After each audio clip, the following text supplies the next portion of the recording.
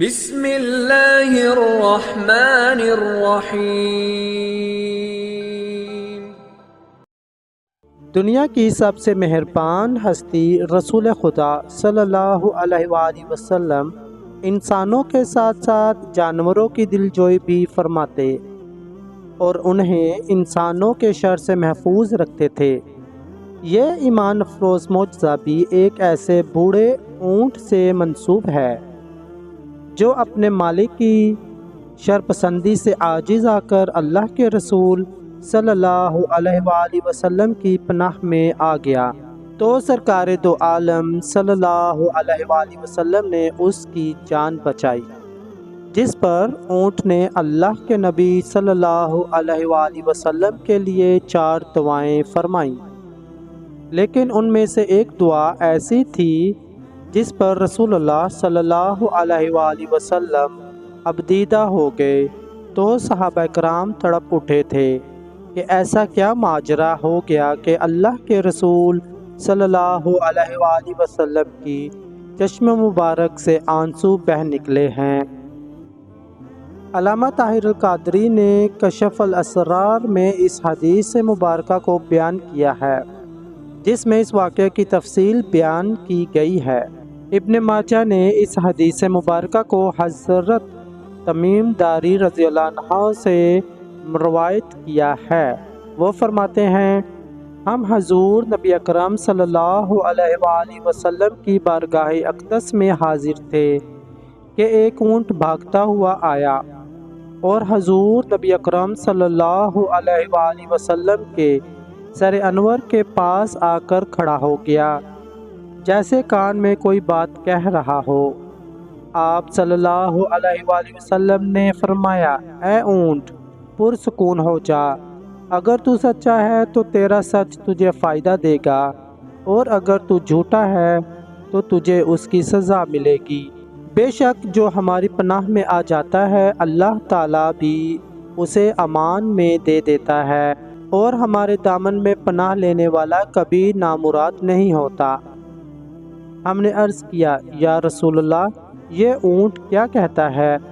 آپ صلی اللہ علیہ وآلہ وسلم نے فرمایا، اس اونٹ کے مالکوں نے اسے ذبح کر کے اس کا گوشت کھانے کا ارادہ کر لیا تھا، سو یہ ان کے پاس سے بھاگ آیا ہے اور اس نے تمہارے نبی صلی اللہ علیہ وآلہ وسلم کی بارگاہ میں استغاثہ کیا ہے۔ ہم ابھی اسی گفتگو میں مشغول تھے کہ اس اونٹ کے مالک بھاگتے ہوئے آئے۔ جب اونٹ نے ان کو آتے دیکھا وہ دوبارہ حضور نبی اکرم صلی اللہ علیہ وآلہ وسلم کے سر مبارک کے قریب ہو گیا۔ آپ صلی اللہ علیہ وآلہ وسلم کے پیچھے چھپنے لگا۔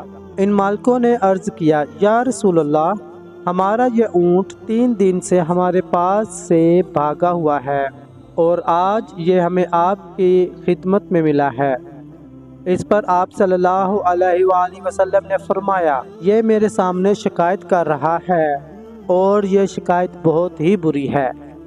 انہوں نے عرض کیا، یا رسول اللہ یہ کیا کہہ رہا ہے؟ آپ صلی اللہ علیہ وآلہ وسلم نے فرمایا، یہ کہتا ہے کہ یہ تمہارے پاس کئی سال تک پلا بڑھا، جب موسم گرما آتا تو تم گھاس اور چارے والے علاقوں کی طرف اس پر سوار ہو کر جاتے اور جب موسم سرما آتا تو اسی پر سوار ہو کر گرم علاقوں کی جانب کوچ کرتے۔ پھر جب اس کی عمر زیادہ ہو گئی تو تم نے اسے اپنی اونٹنیوں میں افزائش نسل کے لیے چھوڑ دیا۔ اللہ تعالیٰ نے تمہیں اس سے کئی صحت مند اونٹ عطا کیے۔ اب جب کہ یہ اس خستہ حالی کی عمر کو پہنچ گیا ہے تو تم نے اسے ذبح کر کے اس کا گوشت کھا لینے کا منصوبہ بنا لیا ہے۔ انہوں نے عرض کیا، خدا کی قسم یا رسول اللہ یہ بات منوعاً اسی طرح ہے جیسے آپ نے بیان فرمائی۔ اس پر حضور نبی اکرم صلی اللہ علیہ وآلہ وسلم نے فرمایا، ایک اچھے خدمت گزار کی اس کے مالکوں کی طرف سے کیا یہی جزا ہوتی ہے؟ وہ عرض گزار ہوئے، یا رسول اللہ اب ہم نہ اسے بیچیں گے اور نہ ہی اسے ذبح کریں گے۔ آپ صلی اللہ علیہ وآلہ وسلم نے فرمایا، تم جھوٹ کہتے ہو، اس نے پہلے تم سے فریاد کی تھی مگر تم نے اس کی داد رسی نہیں کی، اور میں تم سب سے بڑھ کر رحم فرمانے والا ہوں۔ بے شک اللہ تعالیٰ نے منافقوں کے دلوں سے رحمت نکال لی ہے اور اسے مومنین کے دلوں میں رکھ دیا ہے۔ اس کے بعد آپ صلی اللہ علیہ وآلہ وسلم نے اس اونٹ کو ان سے 100 درہم میں خرید لیا اور پھر فرمایا، اے اونٹ جا، تو اللہ تعالیٰ کی رضا کی خاطر آزاد ہے۔ اس اونٹ نے حضور نبی اکرم صلی اللہ علیہ وآلہ وسلم کے سر مبارک کے پاس اپنا منہ لے جا کر کوئی آواز نکالی تو آپ صلی اللہ علیہ وآلہ وسلم نے فرمایا، آمین۔ اس نے پھر دعا کی، آپ صلی اللہ علیہ وآلہ وسلم نے فرمایا، آمین۔ اس نے پھر دعا کی، آپ صلی اللہ علیہ وآلہ وسلم نے پھر فرمایا، آمین۔ اس نے جب چوتھی مرتبہ دعا کی تو آپ صلی اللہ علیہ وآلہ وسلم اب دیدہ ہو گئے۔ ہم نے عرض کیا، یا رسول اللہ، یہ اونٹ کیا کہہ رہا ہے؟ آپ صلی اللہ علیہ وآلہ وسلم نے فرمایا، اس نے پہلی دفعہ کہا، اے نبی مکرم، اللہ تعالیٰ آپ کو اسلام اور قرآن کی طرف سے بہترین جزا عطا فرمائے۔ میں نے کہا، آمین۔ پھر اس نے کہا، اللہ تعالیٰ قیامت کے روز آپ کی امت سے اسی طرح خوف کو دور فرمائے جس طرح آپ نے مجھ سے خوف کو دور فرمایا ہے۔